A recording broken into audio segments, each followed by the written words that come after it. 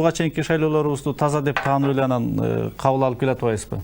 Анан бул жолкусундагы Кубанычбек мырза айтып аткан ушул жаңы мыйзамдар, жаңы толуктоолор канчалык иштеп берет деген үмүтүңүз бар, Максат мырза? Деги эле бизде мыйзам иштөөгө ишеним кайсы деңгээлде туруп атат? Эми бул жерден биз баарыбыз деле буга чейин эле айтып келгенбиз, Кыргыз мамлекетинде закон мыйзамдар чыгаруу боюнча, ошонун динамикасы боюнча, саны боюнча биз алдыңкы экенбиз да. Мыйзамыбыз абдан көп, бирок аткарылышы канчалык ошол иштеши канчалык 100%га ошол татыйт жана ошол эффективдүүбү, бул жерден көп суроолор турулат да. Мына кече жакында эле айтылып келатат. Көптөгөн азыр биз мыйзамдарыбызды бири-бирине мындай айтканда карама каршылуу келген, подзакон акттарын карама каршы келген моменттер абдан көп. Мыйзам чыгарат тез эле чыгара беребиз. А бирок ошол кезде эле башка жерде мисалы башка тармактын мыйзамдарын отурасын мыйзамдарын карап көрсө, ошол жерде карама каршы келген аны эч ким анализдебейт. Эч ким бурда айырбы деген бир жакшы бир технология, кийинки ошол айырбыны да унутуп калышты да. Анализ жанагындай жасагандычы. Эми биз деле үмүт буга чейин карап көрсөк, менин жеке оюмча акыркы эки парламенттик шайлоо мен кошулуп кетем Кубанычбек мырзага. Бул эбегейсиз бир административдик ресурс менен мындай айтканда болду. Бирок азыркы учурда мен дагы жеке үмүтүм Сооронбай Шариповичте бар.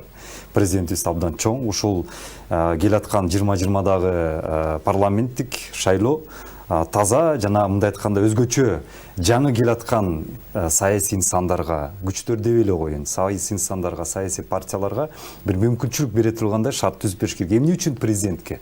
Эмне үчүн биздин чын айтканда азыр президент эч кандай тиешеси жок. Бул жергечи эч кандай тиешеси жок. Азыркы конституциялык мыйзамга караганда тиешеси жок.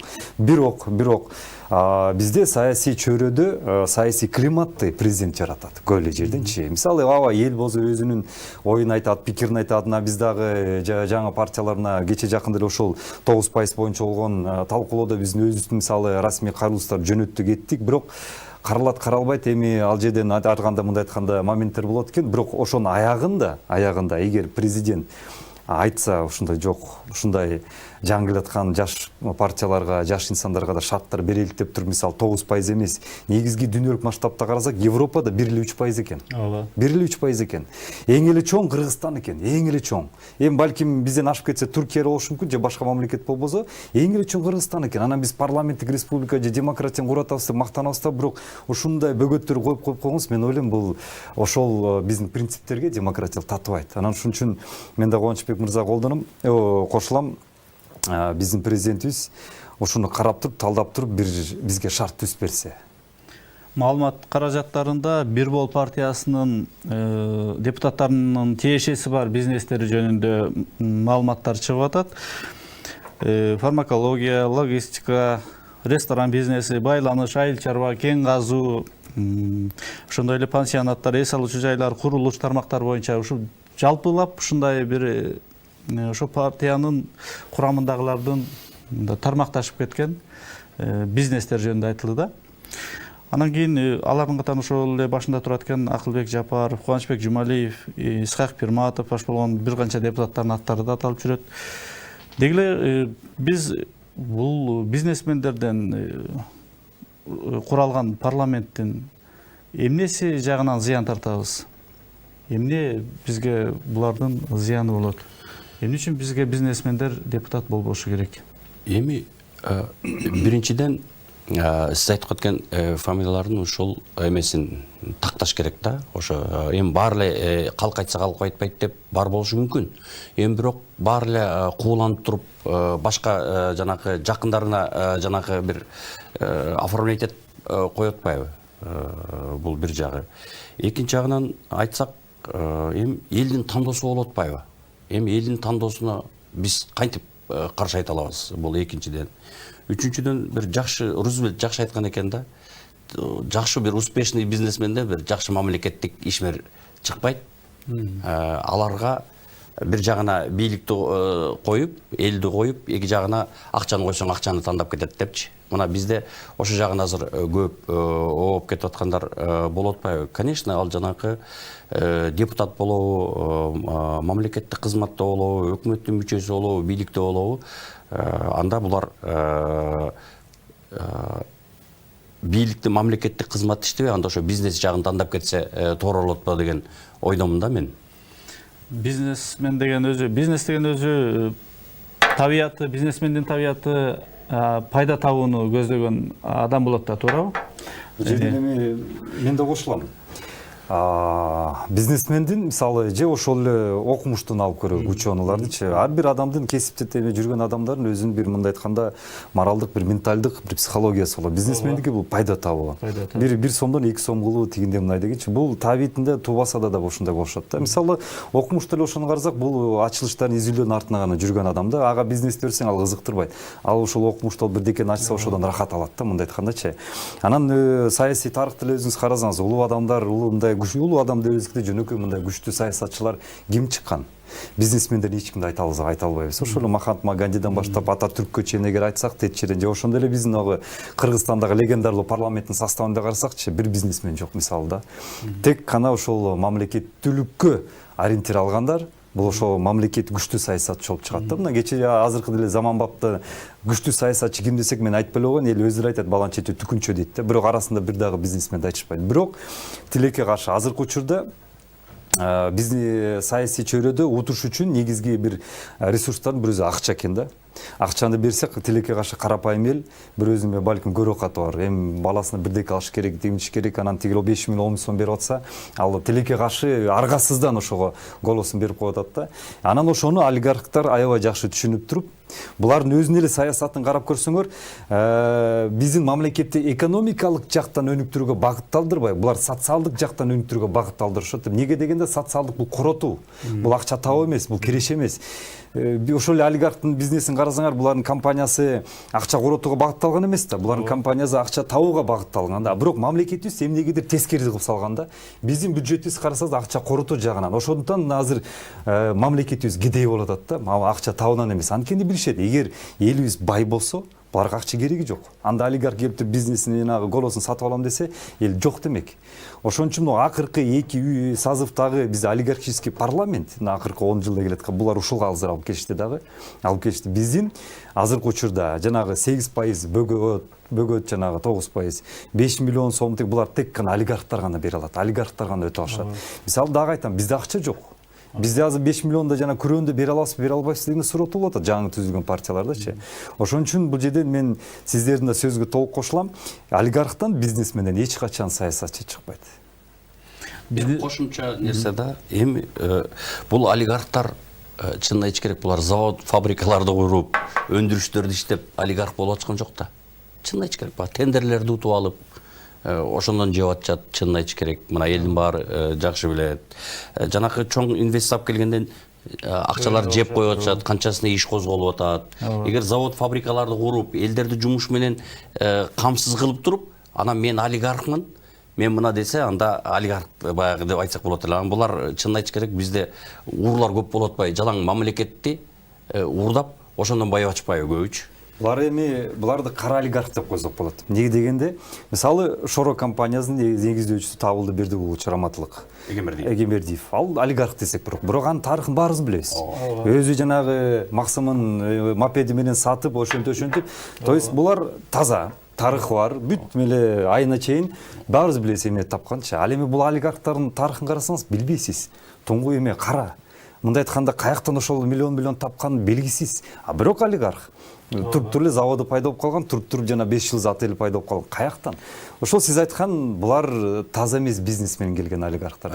Азыр ушул чөнтөгүндө 100 сому жок кайсы бир жигиттер деле меценат болуп чыга келип эле ири суммадагы бир жардамдарды бере коюп, жылтылдап жүргөнүн байкап калып атабыз. Анан сиздер айткандай, эгерде биз бүтүндөй мамлекеттин тагдырын, ошол мыйзамдардын баарын кайра эле ошол сиз айтып атканчы уурлар деп атпайсызбы, түбүнө? Ошолордун колуна карматып койсок, биздин көргөн күнүбүз кырдаалыбыз ушуга келип жетти. Эми дагы деле ошондой кете бербеш үчүн эмне кылышыбыз керек? Эми бул эң биринчиден бул бизде мамлекетте бийликтен, президенттен көз каранды да. Мисалы үчүн ачык айтып коелу, ачык сүйлөшүп атабыз, Ушу 28 жылда ушундай болуп бир коррупция менен күрөш көрдүңүз беле мына? Мына баарыбыз эле отурабыз. Эми күрөш болуп атпайбы? Чынын айтыш керек. Мына ачык эле айтып коелу. Жанакы мына Кытайлардын жанакы алып келген инвестициясы мына 176 миллион долларлык инвестициясы мына Атамбаевдин убагында күчкө салып, жана шопур баштап, ага мурунку экс депутаттар кийлигишип, соттордун баары кийлигишип койгону бар, мына Сооронбай Шарипович келгени мына ачылып, баары камакта отурбайбы? Ошонун ичин баары эле СДПК партиясынан болуп атпайбы? Мына президент деген туура жолду тандап, элди тандап туруп, мен партиядан чыктым, мен партияны карабайм, мен элди тандадым деп туруп, мына эл тандаган үчүн мына коррупция менен күрөш болуп атпайбы? Ошон үчүн мына коррупция менен күрөш болгон үчүн бүгүнкү күндө жакшы иштер башталып атат. Эми, конечно, 2 жылда деле чынын айтыш керек, көп жылыштар болду. Именно коррупция менен күрөш боюнча карап туруп.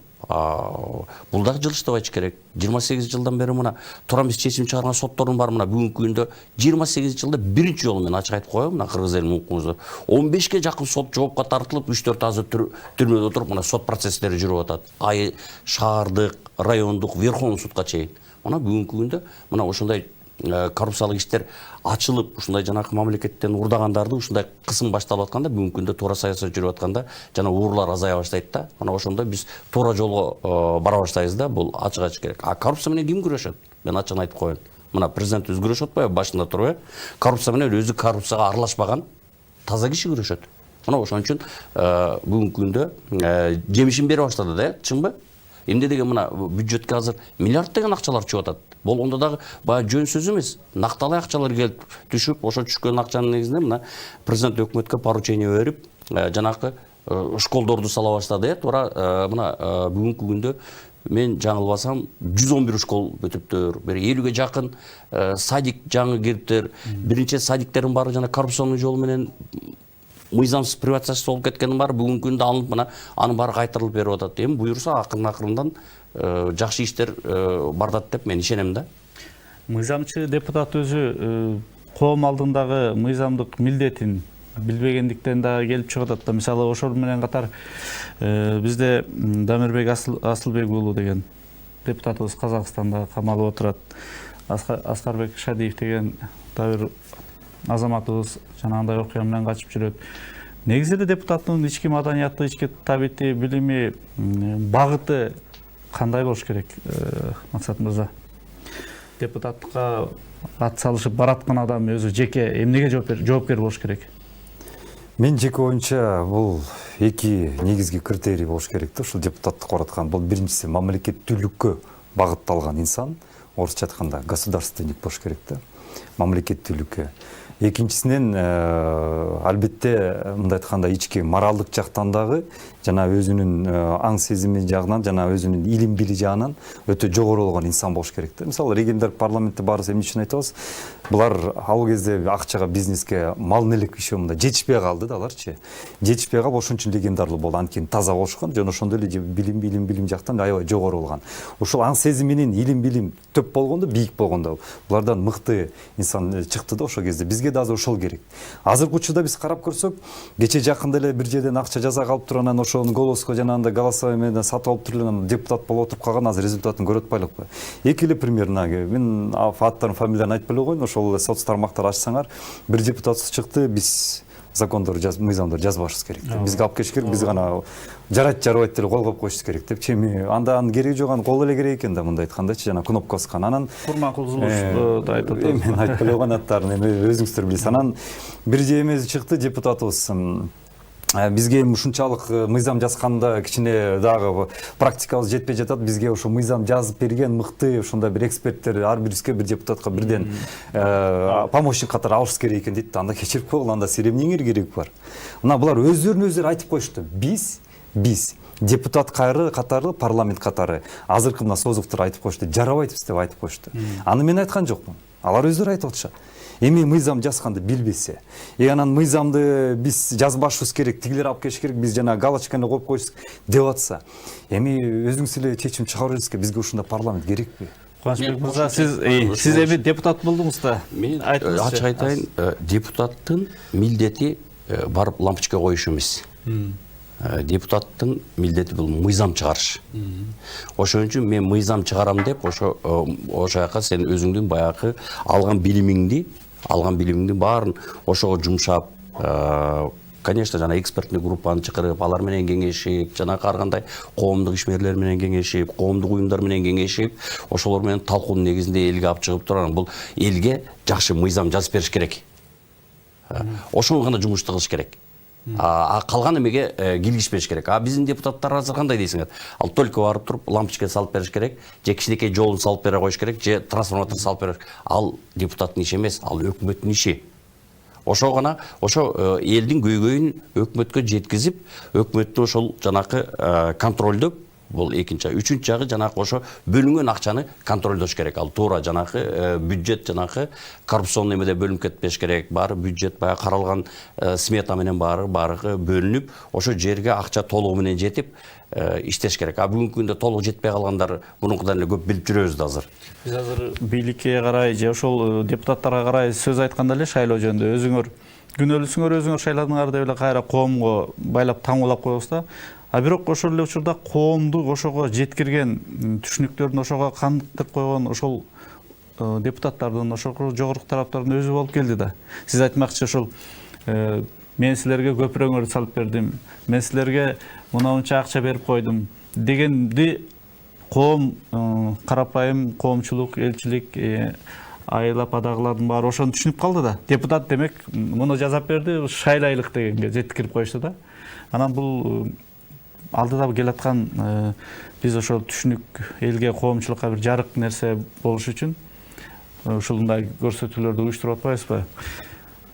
Эми кандай болгондо коом менен жаңы бара турган депутатка бара турган талапкерлердин жагдайы, мамилеси кандай түзүлүшү керек?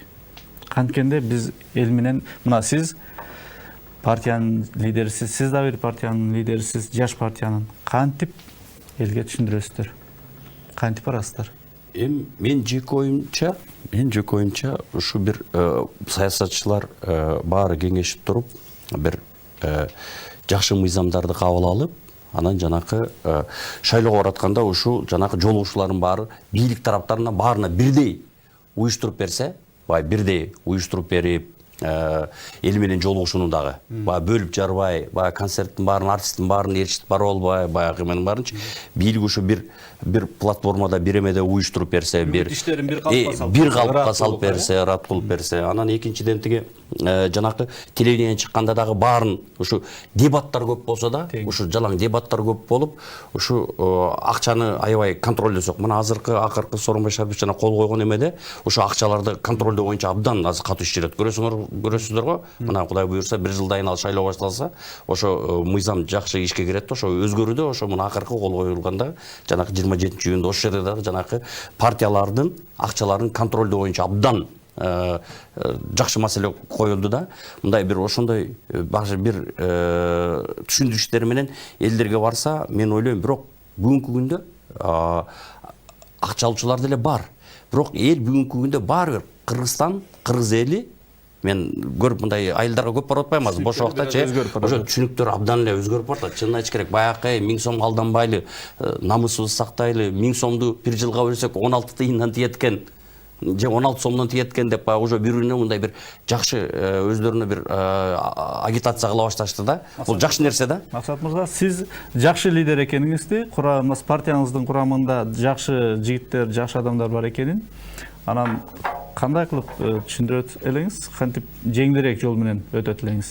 Кантип ойлонуп турасыз негизи? Биз биринчисинен эми мындай айтканда реалдыкту караганда азыркы учурда ооба, ошол жана олигарх партиялар, аларга бул абдан социалдык проблемалардын турганы алардын үчүн абдан жакшы да. Мисалы бир айылга барат, же бир жерге барат да, бул жерден мектебиңер жок экен, биз салып беребиз деп коет.